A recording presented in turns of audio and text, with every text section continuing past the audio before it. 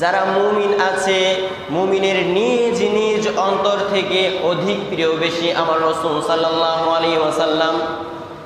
যে ব্যক্তি মুমিন, সে মুমিনের জীবন থেকে বেশি যার সম্মান, সেই সম্মানের নামই হচ্ছে রাসূলের সম্মান। ঠিক কিনা? রাসূলের সম্মান মুমিনদের অন্তরের মধ্যে, মুমিনদের জীবনের থেকে বেশি। আমার রাসূল সাল্লাল্লাহু আলাইহি ওয়াসাল্লাম আবার ডাক দিয়ে জানায় দেয়, আমার স্ত্রীগণ, রাসূলের স্ত্রীগণ, রাসূল বলতেছেন আমার স্ত্রীগণ, আমার স্ত্রীগণ হচ্ছে মুমিনগণের মা। চিৎকার দিয়ে বলেন সুবহানাল্লাহ। এখন মুমিন কারা আমাদের জানার দরকার আছে না নাই?